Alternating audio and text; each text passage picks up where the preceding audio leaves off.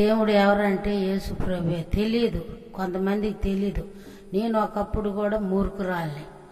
అసలుకి మాదిగోడు దేవుడు అని అనేదాన్ని. యేసు ప్రభు వాళ్ళని ఎగతాళి చేసేదాన్ని నేను. కానీ ఒక రోజున ఒక దైవశాకుడు మా ఇంటికి వచ్చి, అమ్మా నా బిడ్డ నశించిపోతుంది, ఎల్లు నా కుమారుడని ఒక దైవశాకుడు మా ఇంటికి వచ్చాడు. మా ఇంటికి వస్తే ఆయనకి సాపేసి ప్యాన్ వేసి నేను బయట కూర్చొని మంచం వేసుకొని సుట్ట తాగుతున్నాను. నేను సుట్టలు తాగేదాన్ని, మందు తాగేదాన్ని, కైనీళ్ళు వేసేదాన్ని, గుటకాలు వేసేదాన్ని, అన్ని వ్యవహారాలని నాలో లేని వ్యవహారం ఏమీ లేదు. అయితే దేవుడు ఏం చేశాడంటే గొడుకర్ర పెట్టి నన్ను కొట్టాడు. నా ఒళ్ళంతా కరెంట్ షాక్లా కొట్టింది. నాకు మంచి మనుషునిచ్చాడు దేవుడు. ఈ మందు కానీ కైనీ కానీ ఎన్ని వదిలిపెట్టేసి మోకరితే ఆనాడు మోసియ పర్వతం మీద ఉండి, మోసియా నన్ను చూడలేవు, నన్ను చూస్తే నువ్వు చనిపోతావు అని అంటే, లేదు ప్రభువా నేను చూడాలి అన్నంటే ఇంత ఈ ఆపడితేనే మోసియ డేమును పడ్డాడు. అలాగా నాకు ఎలుగు ఆపడింది.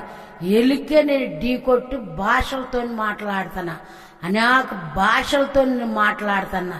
అప్పటి నుంచి ఈ విగ్రహారాధనలు ఎన్ని తీసేసి ఆ కిష్లా వేసేసి శుభ్రంగా ఇల్లు దులుపుకొని నేను మరి బైబుల్ తీసుకొని పోతంటే, అయ్యో ఒకప్పుడు తాగింది ఏమా ఇప్పుడు ఏంది ఇంత నీతి పౌరురాలా, ఎంత భక్తురాలా అని ఎంతమందో నన్ను ఎగతాళి చేసినా నేనేమనుకున్నానంటే, నేను చేసిన తప్పుకి వాళ్ళు నన్ను కించపడుతున్నారు, నేను చేసింది తప్పే అని తలకాయ ఉంచుకొని వెళ్ళిపోయినా. 2004లో నేను రక్షణ పొందిన. 2004లో రక్షణ పొందిన తర్వాత 3 నెలలు నేను ఇంట్లో ఉండా. ఎల్లు నా కుమార్తె నీకేమని నేను రక్షణ ఇచ్చానో అనాక బిడ్డలకి చెప్పమన్నాడు దేవుడు. అయ్యా నేను పచ్చి బూతులు మాట్లాడేదాన్ని, తాగుపోద్దాన్ని. మరి నేను నాయన అయ్యా ఇక్కడ తీసి అక్కడ తీసి ఇక్కడ మార్చేదాన్ని. అయ్యా నేను ఏమని మాట్లాడాను ప్రభు అంటే, ప్రతి విషయంలో నేను తోడై ఉంటున్నాను నీకు తెలియదు అన్నాడు. నాకు సగం బలం వచ్చింది. అప్పుడు ఏం చేసేదాన్ని, గవర్నమెంట్ హాస్పిటల్ పోయేదాన్ని. ఉట్టి చేతులతో పోయేదాన్ని కాదు, కాయలు తీసుకొని పోయేదాన్ని. కాయలు తీసుకొని పోయిన తర్వాత ఆ హాస్పిటల్లో జైలేరు గారు అని ఉంటాడు. ఆయన ఒక కాగితం రాసి కాగితం మీద ముద్ర వేస్తాడు, పలాని వాడు పోయి పంచమని ఇస్తాడు. ఆ కాయలు తీసుకెళ్ళి అనేక బిడ్డలకి నేను నెత్తి మీద చేయను, బైబుల్ పెట్టను, ప్రార్థనే చేస్తా, కన్నీరు ప్రార్థన. ప్రభా ఈ బిడ్డలు స్వస్థపరచయ్యా, నేను ఒక స్థితిలో ఉన్నదాన్ని నన్ను మార్చావా, ఈ బిడ్డలు కూడా మార్చయ్యా, వాళ్ళ వ్యాధులు తీసేయ్యా, వాళ్ళ బాధలు తీసేయ్యా, వాళ్ళ శ్రమలు తీసేయమని ప్రార్థన చేసేదాన్ని. కొంతమంది స్వస్థపడ్డోళ్ళు కూడా, అమ్మా మా ఇంటికాడ ప్రార్థన పెట్టాలమ్మా అనేది. అంటే ఒక దైవశాకుని స్త్రీకే గాని పురుషుడికి లేదు అధికారం, పురుషుడికే గాని స్త్రీకి లేదు అధికారం. నేను ప్రార్థన పెట్టేదాన్ని కదా, చెబుతా దైవశాకుడికి తీసుకొస్తున్నాయి పెట్టిస్తాన్నాయి అని పెట్టించేదాన్ని. వాళ్ళు స్వస్థపడ్డోళ్ళు ఆ దైవశాకుడికి నాకు మంచి ఆహారం పెట్టి ఛార్జీలకి డబ్బులు ఇచ్చి, వాళ్ళు ఉండోళ్ళు అయితే కొద్దిగా మాకు వస్త్రాలు కూడా పెట్టి పంపించేది. అలాగా దేవుళ్ళ అసలు నిజమైన దేవుడు ఎవరో మీరు తెలుసుకోండి. నేను చెప్పటం కాదు, నేను కూడా పూజలు చేసిన, విగ్రహారాధన చేసిన, ఏమీ మేలు జరిగింది, నాకు కీడు జరిగింది. నాకు తినడానికి అన్నం కూడా లేదు, కట్టుకోవడానికి వస్త్రం కూడా లేదు. నేను యదవరాలని తండ్రి, యదవరాల పక్కన ఏజ్ మాట్లాడినావు కదా అని ఆయనకు మొర పెట్టుకున్నా. నాకు ఏమి లేకపోయినా అద్దెలలో ఉండా 2 ఇళ్ళు సంపాదించుకున్నా. నేను ఆ దేవుడికే మయము. దేవుడు ఎంత ఘనత ఇచ్చాడో నాకైతే.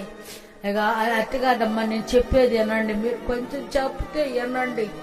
ఇగో రాయికి మొక్కితే రాయి మాట్లాడిద్దా, జీవం గల తండ్రి మాట్లాడి ఏమడుగుతుండా, నగల నాణ్యాలు అడుగుతుండా, మేళ్ళ మీదలు అడుగుతుండా, ఎండి బంగారం అడుగుతుండా, నీ ఆస్తిపాస్తులు ఒక్క హృదయాన్ని మాట్లాడినమ్మా. మంచి దేవుడు యేసయ్య. ఆ దేవుణ్ణి నమ్ముకున్న వాళ్ళు ఎవరు చెడిపోలే. మన మాటలో కానీ, మన చూపులో కానీ, మన నడకలో కానీ, మన పడకలల్లో కానీ ఏమీ దోషం ఉండకూడదు, డాబు మచ్చ ఏమీ ఉండకూడదు. అమ్మా మీరందరూ దేవుడు నమ్ముకోండి అమ్మా. నేను ఒకప్పుడు పూజలు చేసేదాన్ని. అమ్మవారు ఆ కాళికమ్మ ఉగ్రం వచ్చేది, నేలకి ఎంత వారు చాపేదాన్ని, నిమ్మకాయలు పెట్టేది, యాపాకు పెట్టేది, ఇంకా డాన్సులు వేసేదాన్ని. అది రోత బతుకని తెలుసుకున్నాను నేను. నన్ను మార్చిన దేవుడు కూడా మిమ్మల్ని మారుతాడమ్మా. మంచి ఆరోగ్యాలు ఎత్తాడమ్మా. దేవుడు నమ్ముకున్న వాళ్ళు ఎవరు చెడిపోలేదమ్మా. మంచి ఆరోగ్యం ఎత్తాడు. మీరు నా మాట వినండి. నేను కూడా ఎంత చెబుతూ యేసు ప్రభువుని చూసి ఎగతాళి చేసేదాన్ని, మూర్ఖురాలు. నన్నే మార్చాడు దేవుడు. మిమ్మల్ని కూడా మారుతాడమ్మా దేవుడు. నిజమైన దేవుడు వేరేదో తెలుసుకోండి. ఒక ఏడ్సు రోగం బిడ్డ ఒక అమ్మాయిని తీసుకొని కొన్ని కోట్లు వేసుకొని వచ్చాడు. ఏడ్సు రోగం వచ్చింది. ఏడ్సు రోగంతో అమ్మాయి సంగతి అమ్మాడు. అయ్యా నీ తల్లిదండ్రుల కాడిక నువ్వు చేరయ్యా కొడక, నాకేమీ వద్దు, నా దేవుడు నిన్ను స్వస్థపడతాడు.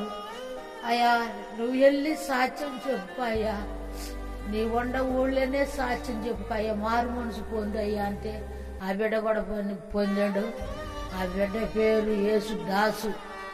ఆ బిడ్డ కూడా నన్ను తీసుకెళ్ళి రక్షణ పొందాడు. ఈ చిన్న సాక్ష్యం దేవుడు దీవించిన కాక. ఆమేన్.